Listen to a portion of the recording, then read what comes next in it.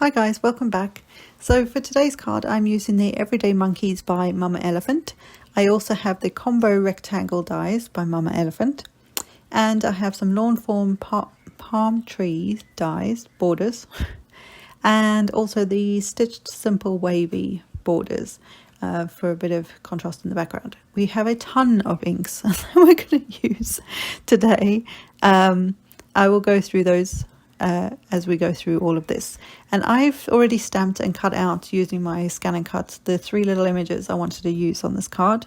I've got the sentiment off to one side as well, and I use some Ink on 3 blackout ink because it's a hybrid ink. I can use watercolors with it, or I can use alcohol markers as well. So it's a really nice ink actually. I gravitate towards it quite a lot. So what I thought I was initially going to start with the little monkeys, but I think I'm going to start with all the background pieces, and all I'm going to do is the inks that I'm using I'm going to use to color my monkeys in. So the first one for the palm tree tops is the Distress Oxide Mode Lawn, and I've just got a little blending brush here, a tiny one, because these are tiny images, and I'm just using that to get some ink on there. I'm not worried if it's not perfect. I'm not worried if I get, a fingerprint in it. It doesn't matter. It's just to get some color on there. And, the variation in color actually makes sense because it's leaves. It's nature. So got those guys all inked up. And all the inks I'm using today for the blending and that are oxide inks, Distress Oxides. But I'll show you them as we go. So just cleaning up in between so I don't cross-contaminate and land up with, a green and brown something or other. So for the sandy beach part, I've got antique linen and tea dye. I actually thought the tea dye would add something to it. I often go towards antique linen for sand, and then a slightly darker brown like a brush corduroy or gathered twigs or something for like a bit of contrast.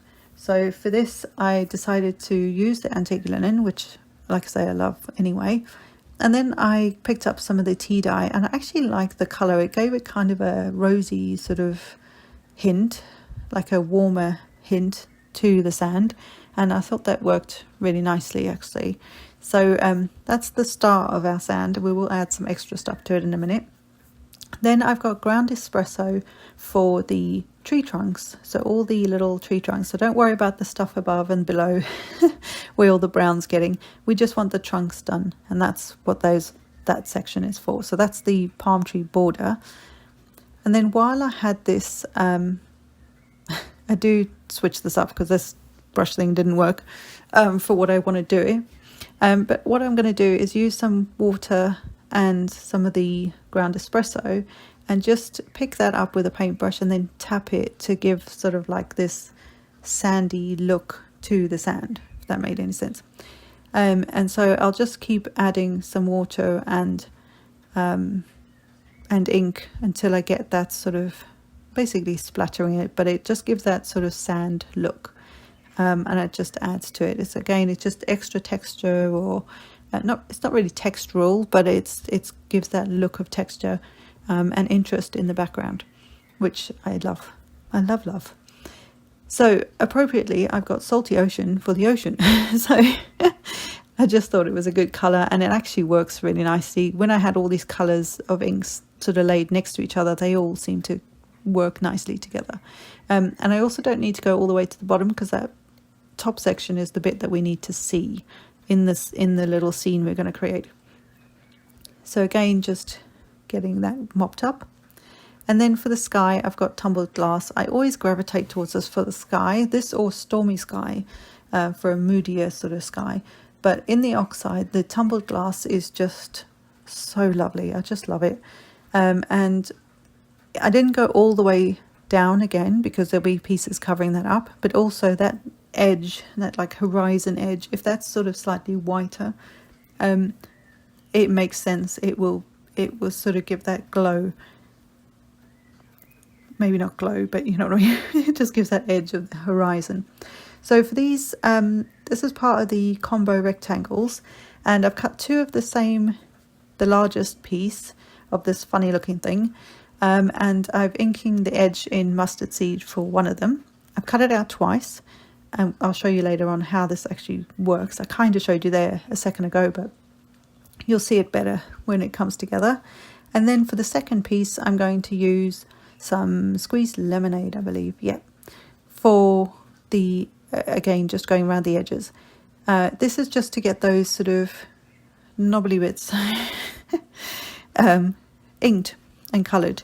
All the cardstock I've used, by the way, it's from a local like stationery store here, and called Smith's, and they have like their own version of a mixed media cardstock. So this is what this cardstock is. I just thought, let's just use it and see what happens. And the mat I'm working on is the Tonic Studio like media mat, or whatever it's called. No, it's not a media mat. It's a non-stick mat, basically. It looks wrecked, but it's fine. I just thought it was easier for this kind of thing. So now I'm just taking I believe I've got mustard seed, ground espresso, and tea dye. The same inks we've used on the background, and I'm going to use those to colour in or paint the monkeys and their bananas. So the brush I'm using is kind of big. I probably could have gone for a slightly smaller brush, but it worked just fine. I just went a little careful, and you'll see I'll just go backwards and forwards, filling in gaps, and I'll add like the brown ends, you know, that you get on the end of a banana. I don't know why they always have to be brown, because they're not actually brown in real life, are they? They're part of the banana skin, so they're yellow, or yellowy brown, depending how old your banana is. Anyway, and yeah, and then I'll do a paler version of the same yellow for the banana itself, because to me they are slightly paler than the skin. So I'll do that later on. So I then picked up this aqua brush I don't know, you know, I never know what the name of this thing is. This is the Simon Says stamp one that came in one of the kits, one of the last kits I think that I got, and I decided it probably was easier to use this. It's actually a bigger brush than the paintbrush I was using, but it because it's filled with water, it was just a little easier for me to just get this done real quick. So I'm using the ground espresso for the main part of the monkey, and then I will use the tops of the bananas. You know, there's like the brown that isn't normally brown part of the banana. And then I will use the tea dye for their faces and their little ears, and the bellies.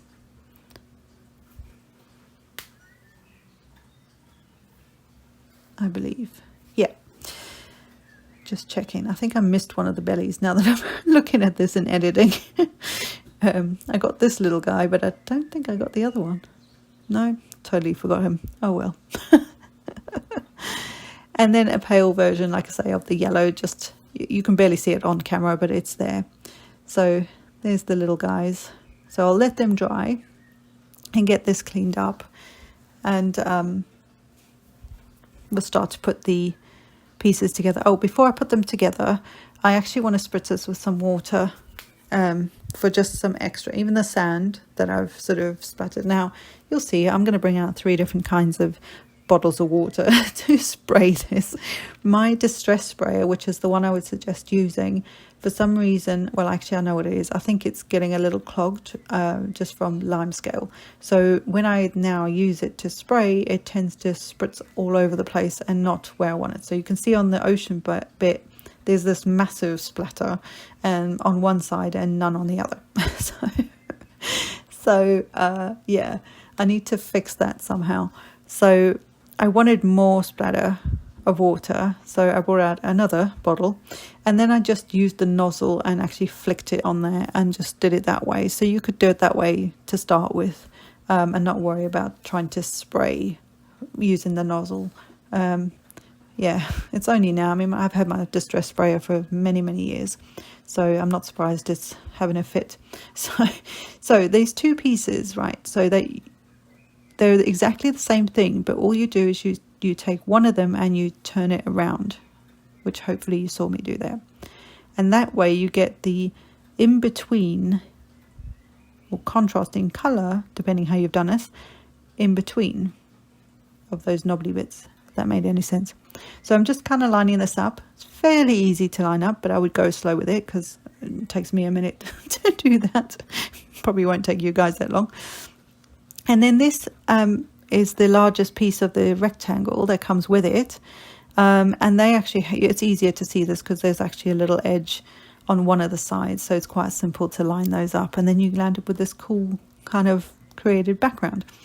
So now I'm going to get my little ocean piece stuck on here, and all of these pieces, when I cut them out, when I die cut them out, I used the same stitch rectangle from that Mama Elephant set as the base, and then cut the you know, like the ocean wave or the hillside or whatever it was.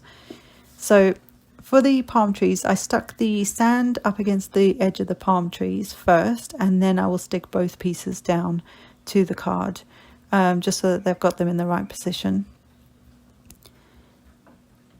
Because the palm trees, to be fair, I didn't line up perfectly anyway, so I didn't need to, because they're going behind that sandbank. Look how cool that looks, just in itself. You don't even need the monkeys. Well, we need the monkeys, but we don't need the monkeys.